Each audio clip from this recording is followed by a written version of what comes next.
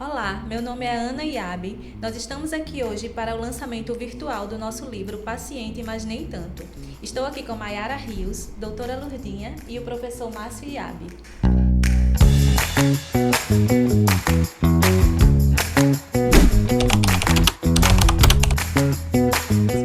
Bom, eu participei, né, da produção desse livro, mas gostaria de me apresentar primeiramente. Meu nome é Márcio, sou professor do Instituto Federal de Alagoas. Eu tenho mestrado em Sociologia, doutorado em Educação. Eu fiz um doutorado sanduíche, né, pela Universidade Federal de Alagoas e também pela Universidade de Lisboa. E a Mayara? Bom, eu sou Mayara Rios, sou turismóloga, tenho mestrado em Administração Pública pela UFAL, MBA em Gestão Empresarial pela FGV e tive a oportunidade de participar de 3 programas internacionais da Disney, que é, assim, a minha experiência é o que me traz aqui para contribuir bastante com vocês. Doutora Lurdinha.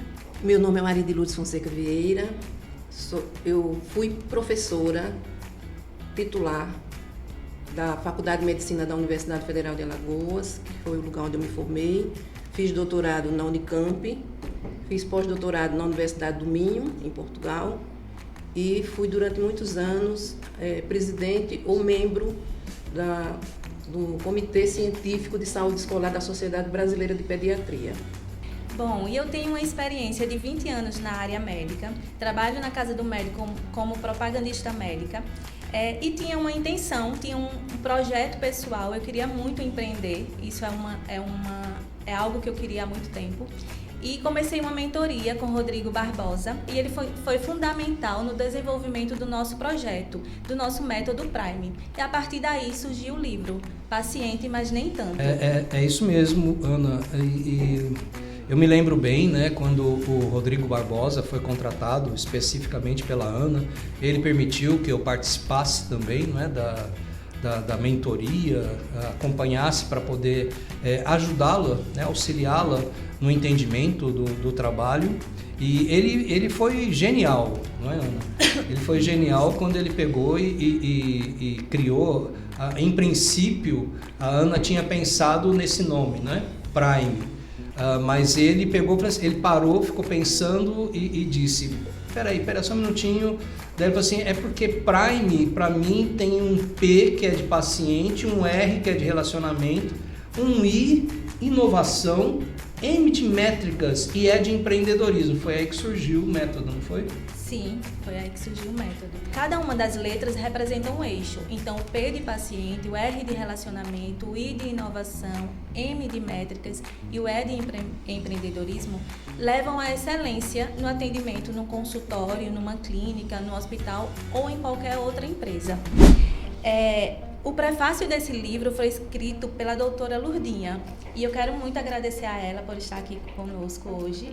E queria saber da senhora, doutor, o que é que a senhora sentiu lendo o livro, o que é que a senhora achou de importante e qual a sua impressão escrevendo esse prefácio? Quais as impressões que a senhora teve? Primeiro, eu gostaria de agradecer o convite, né, para fazer o prefácio. Para mim foi uma honra. Eu achei super interessante, uma leitura super agradável, recomendo a todo mundo ler. É uma leitura fácil, rápida e agradável. E é um livro que eu achei muito interessante por conta de ser de pessoas ligadas à gestão, marketing, administração, olhando a profissão médica. E também focalizando, enfatizando a ética, a bioética.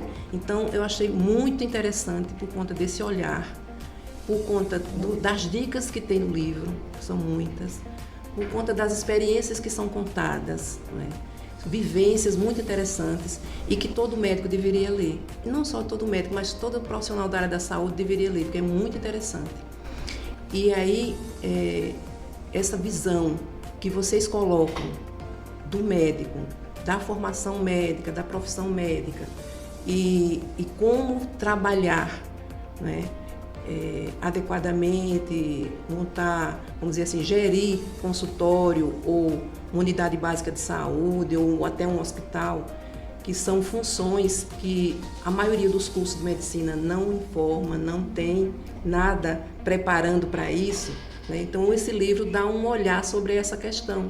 No curso da UFAL, que foi onde eu trabalhei e fui coordenadora de curso durante muitos anos, tem disciplinas que preparam, assim, pelo menos abre o olho do aluno, que vai ser um futuro profissional da saúde, vai ser um médico, e pode ser que ele seja um gerente de saúde, um diretor de hospital, ou para gerir seu próprio consultório. Então, esse livro é interessante para abrir esse olhar, principalmente para esses cursos que não têm essa preparação e que não tem e que não prepara para o mundo do trabalho, né? E como administrar seu consultório e como administrar a saúde, como gerir. Então, achei muito interessante. Eu agradeço aqui novamente o convite, foi uma delícia ler o livro, escrever o prefácio e estar aqui com vocês, né, para lançar o livro, que eu tenho certeza que vai ser um sucesso. E vamos à Bienal. Vamos lá. Obrigada, doutora. Nós que agradecemos. É uma honra para nós.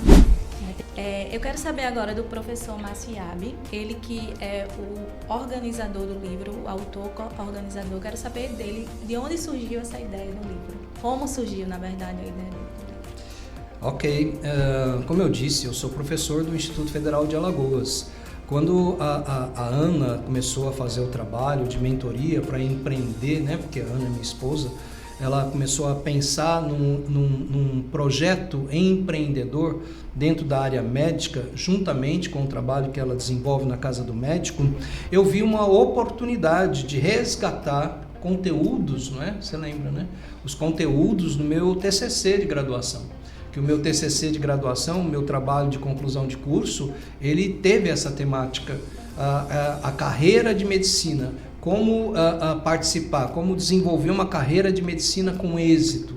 Porque na época eu trabalhava no sistema Unimed e a gente ministrava formações continuadas para profissionais da área da medicina sobre gestão do consultório.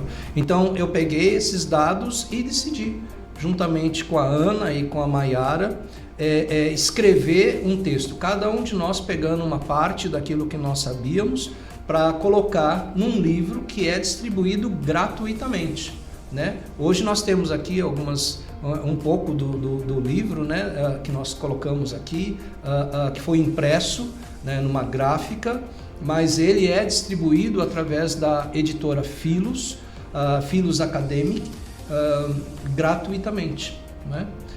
Agora é muito importante, né, como eu estava falando, a minha participação, a minha contribuição é porque eu sou um professor do Instituto Federal de Alagoas, e o Instituto Federal de Alagoas, a abordagem dele é a modalidade de ensino, é a educação profissional e tecnológica. Então eu vi uma boa oportunidade de contribuir como docente da educação profissional e também tecnológica, de poder resgatar informações sobre a área médica, né, e colocar no livro que você e a Maiara hoje vão utilizar mais profissionalmente, não é? Aliás, e aí, Maiara, o que você achou do livro? Nossa, eu achei fantástico. Como a doutora Maria de Lourdes falou, é um livro muito gostoso de ler. Eu amei contribuir com a minha experiência na Disney e assim, eu achei muito interessante a forma como ele é escrito e a contribuição para esse momento tão importante que a gente vive, de alta competitividade, que não é só para a área médica, né? A gente vê isso, eu como professora universitária da área da administração, a gente vê isso em todas as áreas. A globalização causou isso, as empresas elas têm se transformado, a tecnologia, os avanços têm sido muito rápidos. Então, para a gente conseguir se destacar, a gente precisa realmente pensar como que está o mundo hoje, quais são, como que eu vou conquistar o meu cliente, como eu vou fidelizar o meu cliente, porque a concorrência está muito grande. Então eu preciso realmente me destacar. E esse livro ele foca nessa área médica, na parte dos médicos e da área da saúde também, não só médicos como enfermeiros, psicólogos, fisioterapeutas, tá? Toda essa área da saúde, mas eu consegui enxergar as outras profissões também dentro dele, dentro desse livro. Então qualquer profissão pode ler e vai conseguir extrair várias dicas sobre como que você vai fidelizar o seu cliente. Lógico que tem um olhar muito Disney, mas não é só a Disney, a gente sabe que tem outras empresas também que nos ensinam muito como lidar com o cliente, como fidelizar o cliente. Então essa alta competitividade tem nos ensinado isso. E aí, se você vê que tem muitos médicos sendo formados hoje em dia, tem muitos profissionais da saúde sendo formados hoje em dia, o que você vai fazer para se destacar? Né? O que você vai fazer para conquistar o seu cliente? Então, eu consegui contribuir para esse livro com algumas ideias que eu tinha da Disney, que eles fazem e que o autor Fred Lee, ele traz com aquele livro como administrar o seu hospital, né? Se a Disney administrasse o seu hospital, o Fred Lee, ele traz essa questão de você pegar o olhar Disney, mas você transformar, você trazer para a área da saúde. Então, o autor Fred Lee, com o livro Se a Disney administrasse o seu hospital, ele traz esse olhar da Disney, mas transformando para a área da saúde, focando em como que o profissional da saúde deveria atuar, o que ele deveria ter para que ele consiga fidelizar o seu cliente. Então, eu acredito que o IAB pode falar um pouquinho mais sobre isso, que é muito interessante, porque na Disney é você criar felicidade, não é verdade? Então, você vai recrutar pessoas, selecionar pessoas que estejam felizes, que sejam felizes e que saibam encantar os seus clientes, criando felicidade. Mas e se for no hospital? Como é que é, Iabe? Conforme você estava falando, eu me lembrei de uma parte desse livro, porque ele fala algo que é muito interessante, né? Quando as pessoas falam gestão Disney, elas já pensam no Pato Donald, no Pateta, no Mickey e assim por diante. Daí muitas pessoas, quer dizer então que uma gestão Disney em um hospital, ela todo mundo tem que sair rindo? Todo mundo é ator, é atriz? Com certeza não, né? Na Disney, ela procura atores e atrizes para criar felicidade. Então é importante que eles sorriam, estejam alegres, felizes. Mas no hospital é diferente. No hospital, o que um hospital deveria buscar, da mesma forma que a Disney, é uma pessoa que está relacionada com o propósito do hospital. Isso. Ou seja, preferencialmente, procure pessoas que são, qual é o termo? Não é misericordiosas. Compaixão. Compaixão. Isso. Se você encontrar pessoas que têm compaixão por natureza, é claro que elas vão tratar todos os pacientes com muito acolhimento. O que a senhora acha, doutora Lourdinha? Concordo plenamente. Eu queria também deixar um pouco disso, porque existem, inclusive, trabalhos científicos mostrando, né, que a empatia, que a compaixão, que o acolhimento são fundamentais, são importantíssimos na área da saúde, né? Então, qualquer profissão da saúde, não só na área médica. Então, se você acolhe, se você tem empatia, então, são coisas que você tem que cultivar, são coisas que você, se você não tem, você pode desenvolver, não é? Então, é importante que você leia para dar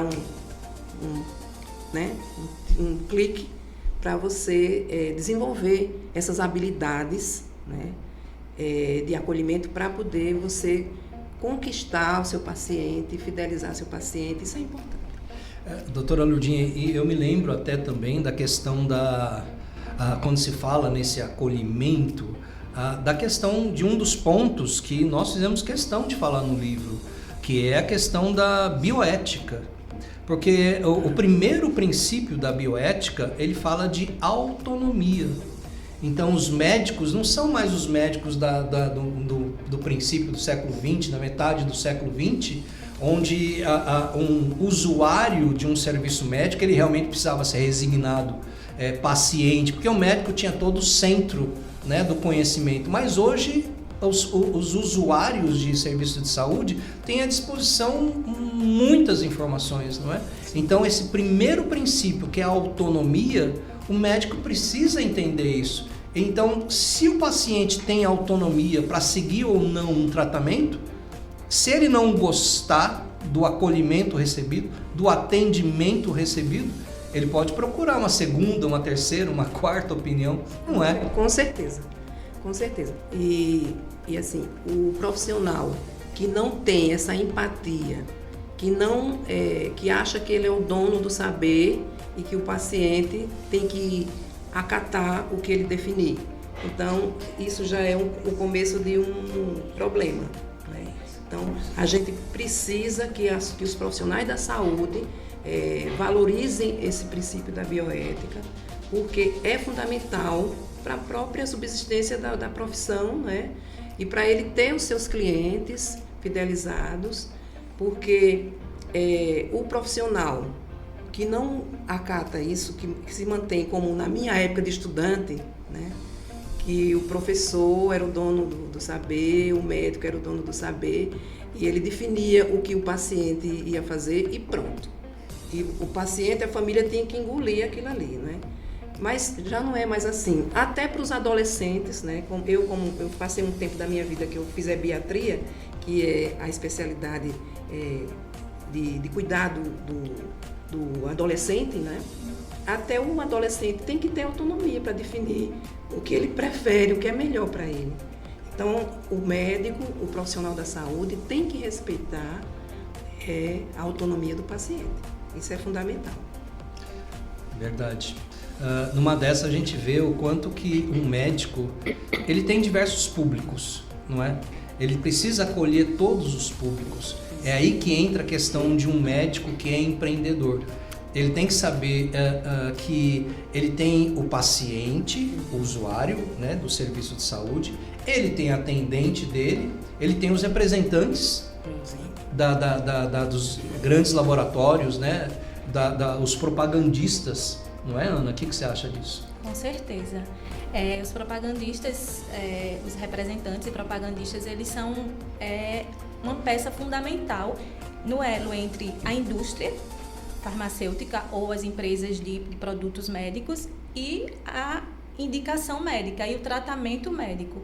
Então, é muito importante essa relação, essa parceria entre médicos e representantes e propagandistas. Eu até me lembro que você comentou de um médico que ele fazia um café da manhã, Sim. Que ele tratava tão bem os representantes, que eu acho que até hoje os representantes se lembram dele, não é? Com certeza. Ele já se aposentou e é lembrado assim com muito carinho. Ele recebia todos os representantes muito bem sempre, inclusive lá na casa do médico ele também era cliente de lá. Então, além de ser um profissional assim que é ímpar, né, que é tecnicamente muito bom, ele também tinha as soft skills que a gente fala hoje em dia, né? Então ele também tratava o paciente. Quando eu trabalhava interno na casa do médico, ele era cliente. Então ele já conversou lá com a gente e ele falava que ele tratou muitos pacientes dele sem medicamentos, só conversando, só, digamos que sendo um psicólogo. Então ele é uma pessoa, na verdade, muito humana, isso. E ele fazia café da manhã todos os anos para os representantes, no dia do propagandista, do representante e propagandista. E quando ele se aposentou, acho que, eu não lembro se foi no ano passado ou 2023, ele se aposentou e aí ele fez o último café da manhã. Então ele chamou todos os representantes, foi num hotel, enfim. E aí ele quis agradecer a parceria de anos. Olha só, o quanto que um médico, quando ele faz esse acolhimento, ele está sendo um gestor da sua profissão. Porque ele faz com que todos os públicos que são do seu interesse tenham ele gravado na sua mente, né? Tenham ele gravado na sua mente, que eles se lembrem dele com carinho, com respeito, com saudade. Isso tem muito a ver com a Disney, não tem, Maria? Tem.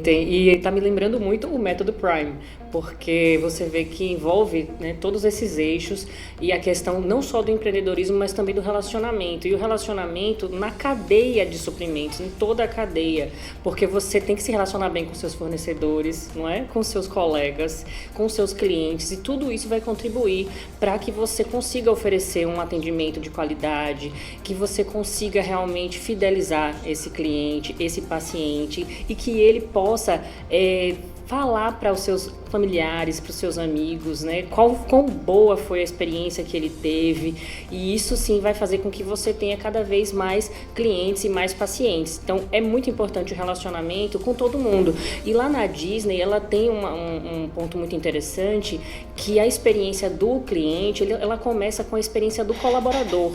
Então, para você ver se o médico, né, se o fisioterapeuta, se o dono da clínica, o diretor, ele tiver essa visão, ele vai saber que o relacionamento dele com os propagandistas, com os representantes, com os fornecedores, com seus colegas, com todos os seus colaboradores, e a qualidade do trabalho deles, né, a qualidade de vida no trabalho, vai contribuir muito para a experiência que eles todos vão oferecer para o cliente, para o paciente, para que eles voltem e possam também trazer amigos e familiares. Isso é realmente muito importante. E falando sobre a experiência do cliente, né, do paciente, no livro a gente fala sobre a qualidade percebida. Então, é a comparação, né, a gente fala que é a comparação entre a qualidade esperada e a qualidade recebida. Então, como que um consultório, uma clínica vai proporcionar essa experiência? Conhecendo o paciente. Então, tem que conhecer o paciente, tem que fazer pesquisas, tem que saber o que é que o paciente espera para poder atender ou até mesmo superar essas expectativas. Perfeito. No livro a gente fala também sobre alguns dados, né? Dados do Conselho Federal de Medicina de 2024. E aí, professor, o que é que você acha desses dados? O que é que você tem a falar? Tem uma parte que eu até destaquei aqui, que eu até gostaria de falar, né?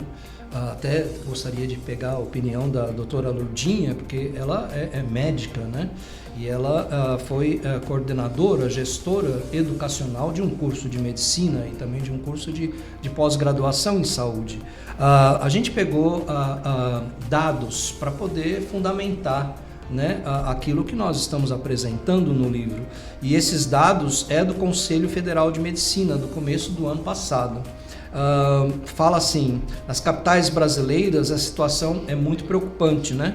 Porque a média de médicos por 1.000 habitantes é de 7,03, mas no interior é de 1,89, a média em termos de Brasil. Agora, quando você vai para algumas realidades específicas, se você pegar, por exemplo, Vitória e Espírito Santo, a quantidade é 18,6 médicos por 1.000 habitantes. Agora, se você vai para o interior do Amazonas, é 0,2 médicos por 1.000 habitantes. Ou seja, numa dessa a gente para pensar, porque a gente sempre ouve, a gente vê no jornalismo, na imprensa, o Brasil precisa de médicos, traz médicos de outros lugares, trouxeram aí médicos de Cuba, por exemplo, porque o Brasil precisa de médicos. Mas a gente tem que ver esse descompasso na realidade, não é, doutora Lourdinha? Porque em alguns lugares tem muitos médicos, como os grandes centros, as capitais, como Vitória e Espírito Santo, 18 médicos para cada 1.000 habitantes. Mas no interior do Amazonas, talvez no sertão nordestino, a quantidade é bem menor. Então, na esfera pública precisa de médicos, mas na esfera privada é um pouquinho diferente, não é? O problema é que médicos existem, tem muito médico, inclusive, no Brasil, só que mal distribuído. Todas as pessoas que se formam, mesmo aquelas que vêm do interior, bem interior, muito longínquo, não voltam para suas cidades natais. Nem eles que são de lá não voltam. Eles querem ficar ou na capital ou nas maiores cidades do estado deles ou em outros estados, né? Então, o problema não é a formação, não é a quantidade de médicos, é a distribuição, né? Então, por exemplo, no Canadá é obrigatório, o médico quando termina o seu curso, é obrigatório ficar 2 anos trabalhando, vamos dizer, como se fosse o PSF da gente, né? Trabalhando como médico de família, e ele não vai escolher para onde é que ele vai, não. Ele é definido, você vai para tal lugar, não sei se é sorteio, não sei como é que é, mas eles são distribuídos uniformemente por todo o país.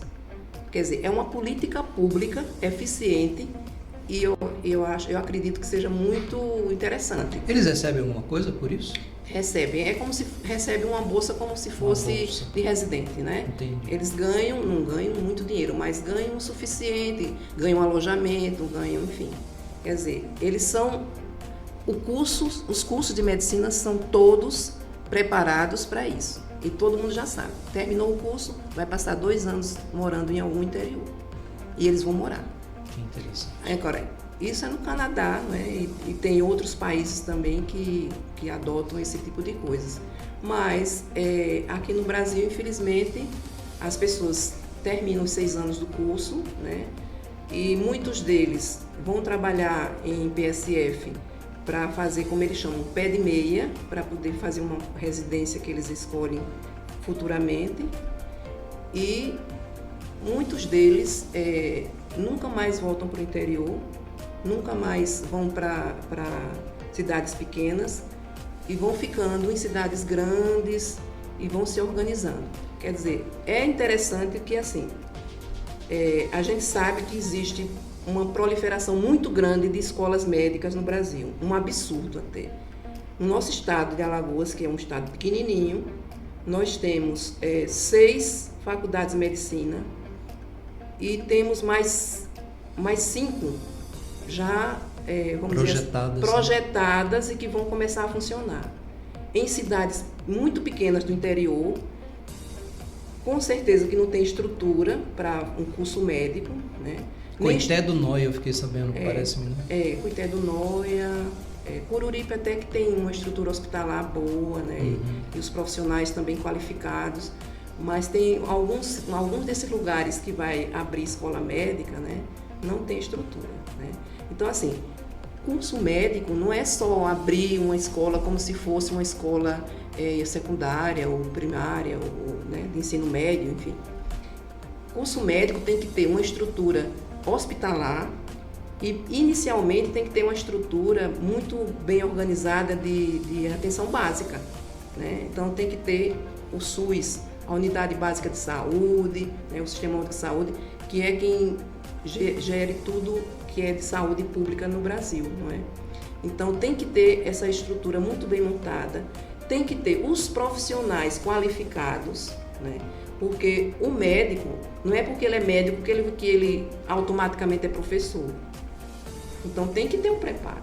E, principalmente, que o Ministério da Educação, ele exige que os profissionais, os professores, né, sejam qualificados, que os cursos, né, tenham metodologias ativas, seja PBL, pelo menos, que é uma coisa que começou também no Canadá, e McMaster na Holanda, enfim. Então, são coisas que, assim, que as pessoas vão copiando, mas não está muito bem copiado. Agora, doutora, voltando a um ponto, né, como eu estava falando aqui dos dados do livro, né? Sim.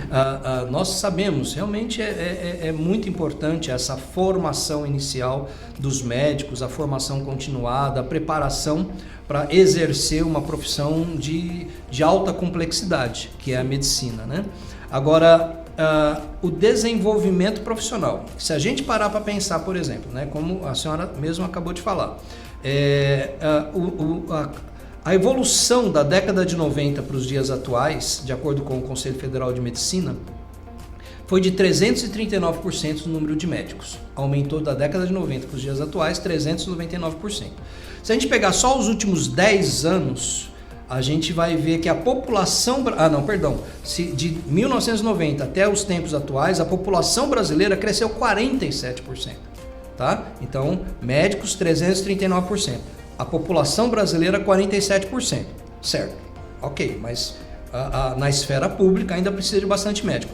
Agora, se a gente pega dados da ANS, da Agência Nacional de Saúde, nos últimos 10 anos, cresceu 2,5% o número de usuários de plano de saúde. E se eu pegar os últimos 10 anos dos profissionais de medicina, cresceu 50%. Então a gente percebe essa diferença, né, entre a esfera pública e a esfera privada. Ou seja, a formação desses profissionais, principalmente com questões éticas, a bioética, Porque um profissional, eu não estou falando que os profissionais de medicina fazem isso, mas qualquer profissional que está precisando ganhar dinheiro, está precisando se manter num mercado tão competitivo, o risco para ele quebrar, né, princípios éticos é maior, não é? O que a senhora acha disso? Com certeza. Essa questão da ética, a gente vê todos os dias no jornal, na televisão, problemas acontecendo, não é? Porque justamente os princípios da bioética são, vamos dizer assim, desrespeitados, não é? Então, quanto mais esses profissionais entram nessa esfera privada, competitiva, né? E querendo conquistar mais usuários, e sem ética, o problema é muito sério. E o risco realmente é maior. Só que na esfera privada não tem para onde, né? Porque na esfera privada, a autonomia, que é o primeiro princípio ético, hoje em dia, o paciente só vai ficar com o médico, né, se ele for bem recebido, né, Maiara? Se ele for bem recebido, se ele tiver, por exemplo, na questão das atendentes. O que você acha, Ana? Não é assim, né? Eu vi lá os cursos que vocês realizaram. Eu participei do último, eu estava lá presente, fui prestigiar. E como as atendentes fazem parte desse time, dessa equipe dos profissionais que também precisam preservar princípios éticos, não precisam? Com certeza, totalmente. As atendentes, elas fazem parte do serviço que é oferecido para o paciente, né? Não é só o serviço médico, não é só serviço técnico. Então, quando o paciente entra em contato com um consultório, uma clínica, ele já está vivenciando uma experiência. Então, se a gente tivesse... Esse livro é direcionado para médicos, então se a gente tiver que dizer para o médico, leia um capítulo, leia uma parte do livro, então a gente fala para ler o prefácio dos autores, porque mostra essa competitividade e mostra que ele tem que realmente... dar mais atenção ao paciente. Não só todos, você fala a equipe toda, né? Então, desde quando o paciente entra em contato com a clínica ou consultório até a finalização do seu tratamento. Isso, por isso a importância de você mapear todo o processo da jornada do cliente, né? Não só os processos da empresa, mas principalmente esse processo da jornada do cliente, identificar os gargalos, onde que você pode inovar, onde que você pode melhorar, como que está o tempo de espera, né? Como que está a experiência do agendamento. Esses pontos aí de contato são muito importantes para você conseguir melhorar ou até mesmo encantar o seu usuário, o seu o seu cliente, o seu paciente. São pontos importantes que você precisa ter mapeado para que você consiga melhorar. Eu tenho até um dado aqui da PwC, né, da PricewaterhouseCoopers, que 47% das pessoas deixaram de fazer negócios com uma empresa devido a uma única experiência ruim. Então isso só reforça o que o IAB estava falando, que a experiência é muito importante. Então, nessa alta competitividade, com esse poder de autonomia que o paciente, que o usuário tem, se ele tiver uma experiência ruim, por mais que o médico provavelmente tenha uma técnica muito boa, tenha sido bem indicado com relação à sua técnica, mas se ele não se sentir bem naquele momento, em uma única experiência ruim, ele não volta mais. Olha, 47% é um número bem expressivo. Quase 50%. Exatamente. E 86% dos clientes estão dispostos a pagar mais por uma experiência melhor. Olha só, com certeza você que é empresário, que é empreendedor, que é médico, fisioterapeuta, o que for, você quer que alguém pague mais pelo seu serviço, por você oferecer, né, uma experiência que dá vontade de voltar, que dá vontade de falar para os seus amigos, para os seus familiares, o quão foi bom, o quão foi acolhedor. Pode até parecer estranho falar isso num momento de, é doença, é médico, mas eu já tive uma amiga que ela foi para um médico incrível, e isso que já tinha sido recomendada para essa médica, era uma médica na verdade, muitas vezes por várias amigas. Só que a experiência dela não foi boa. Esse momento em si, ela não sentiu a conexão. Olha só, e é uma empresa, a clínica dessa médica é super renomada, é bem indicada, e eles se preocupam com detalhes como uma água, um café, um biscoitinho, sabe? As atendentes bem treinadas. mas ali na hora da conversa, da conexão com o paciente, ela não se identificou e ela mudou de médico. Então, assim, com certeza as pessoas têm vontade de pagar mais para ter uma experiência melhor. E eu queria só reforçar o que a Ana estava falando sobre percepção, que é muito interessante. Não basta ser bom, você precisa parecer ser bom. Não sou eu que estou falando isso, mas é isso mesmo, minha gente. Às vezes a gente está aqui fazendo tudo para ser bom, né? Todos aqueles detalhes, mas você precisa parecer ser bom. O seu cliente precisa perceber isso. É a questão do valor percebido. Então faça de tudo para que esse seu cliente, o seu o seu usuário, o seu paciente, ele sinta, ele perceba todos esses detalhes que você está agregando. Isso é muito importante. E isso, gente, não é só a gente está aqui falando sobre atendimento ao cliente, sobre excelência, competitividade, mas percebam que isso tudo é para um ponto importante, para vocês conseguirem ter lucro. Porque eu sei que no ponto final, lógico que todos temos propósitos e muitos médicos têm o propósito de cuidar de pessoas. Isso é muito importante, que você trabalhe com o que você realmente se identifica, com um propósito. Mas todos nós também queremos ter uma renda, né? Então, se você fizer isso, você conseguir fidelizar o seu cliente, você vai aumentar também a sua renda, vai aumentar a sua lucratividade. O IAB pode falar melhor sobre isso com relação às métricas que vocês vão precisar utilizar para acompanhar isso e poder verificar se você está no caminho certo. Boa, Mayara. Muito bem lembrado, né? Eu me lembro que a Ana estava comentando comigo esses dias atrás, né, Ana? Que ela estava visitando um médico, né, por causa da atendente que era a cursista, né, daquele determinado médico, e ele não tinha essas métricas, né? E de acordo com a atendente dele, ele estava começando a cair o número de pacientes dele. Daí a Ana me comentou, né, que você falou para ela, né? Diz uma coisa, ele tem algum tipo, como é que era? Ele tem algum tipo de acompanhamento para saber se o paciente começa e termina o tratamento? Daí ela falou que ele não tinha nenhum tipo de acompanhamento, não era? Esse médico, ele não fazia o acompanhamento e muito provavelmente ele estava perdendo pacientes. Perdendo pacientes, né? Com certeza, isso deve acontecer mesmo. Bom, vamos chegando ao fim desse bate-papo. Quero agradecer a vocês, né, a doutora Lourdinha, especialmente por estar conosco. E gostaria que vocês fizessem uma fala final. Mayara? Bom, eu gostaria de destacar, já que não tive a oportunidade de falar, que no livro a gente fala sobre os 10 motivadores mais importantes de satisfação dos pacientes clientes, né? E isso foi de acordo com a Press da Gunny Associates dos Estados Unidos, de 2003, mas muito atual ainda para a experiência do cliente. Então, primeiro, é como que a equipe trabalhou em conjunto para tratá-lo. Então, imagine que você está fazendo uma pesquisa com o seu paciente e você quer entender como foi a experiência dele. Então, primeiro, como que a equipe trabalhou em conjunto para tratá-lo, para tratar o senhor, né, tratar o paciente.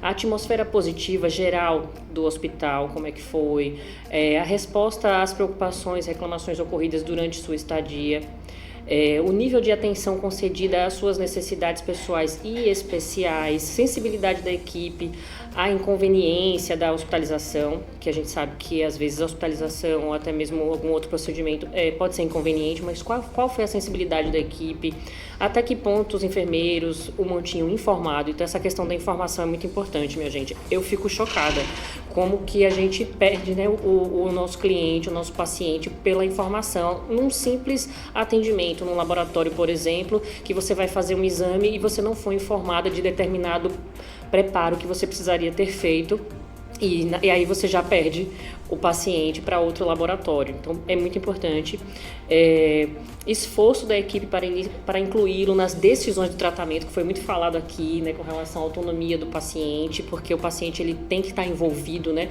nessa decisão do tratamento, do que vai ser seguido. As habilidades das enfermeiras, a amabilidade das enfermeiras também é um ponto importante para ser observado. E para fechar, aqui também um trecho do livro, que ao tratar o cliente como pessoa e não apenas como um portador de doenças, Um consultório médico ou hospital se diferencia pela atenção ao emocional, psicológico e ao contexto social do indivíduo. Isso é muito importante reforçar.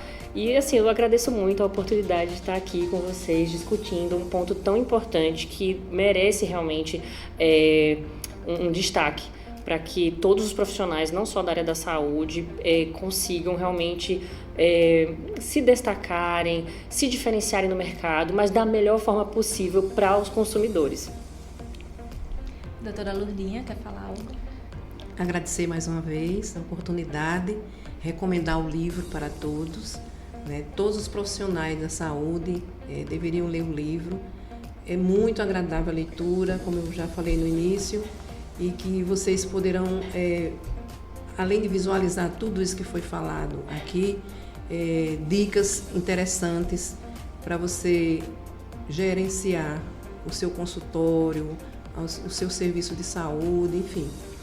Então, são dicas importantes de um olhar de pessoas que não são da área da saúde, mas que têm uma vivência, uma experiência fantástica que pode ajudá-los a fidelizar o cliente, a vocês manterem os princípios éticos e bioéticos, né? E desenvolver habilidades de empatia, o acolhimento, né? E para melhorar cada vez mais esse relacionamento e se transformar no médico prime realmente, né? Então, agradecer a cada um de vocês pela oportunidade e por ter confiado em mim para escrever o prefácio. Para mim foi uma honra. Professor Márcio. Eu também fico muito feliz de estar aqui, tá, como professor da modalidade de educação profissional e tecnológica. Uma coisa que a gente sempre debate, né, lembra dentro do Instituto Federal e também das universidades, é que nós formamos para o mundo do trabalho, não apenas para o mercado de trabalho. A nossa ênfase é o mundo do trabalho, a nossa preocupação é com o mundo do trabalho. Mas é preciso lembrar que dentro do mundo do trabalho existe um mecanismo chamado mercado de trabalho. Então, quando um profissional ele se forma e ele vai para o mundo do trabalho, talvez ele vai encontrar esse mecanismo que faz parte, que é o mercado de trabalho, não é?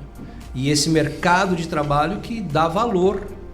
É a mesma coisa. Se a gente vai, por exemplo, numa feira de legumes, né? E de repente está faltando tomate. O tomate que tem lá, ele aumenta o valor.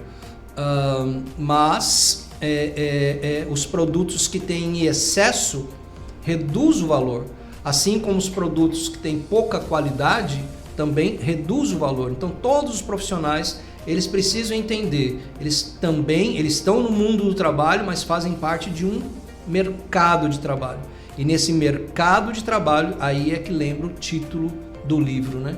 Nesse mercado de trabalho tem usuários, né, da área de saúde, que ainda são chamados, né, de pacientes, mas são pacientes e não necessariamente, nem tanto, né, nem tanto são pacientes, são resignados, são tolerantes.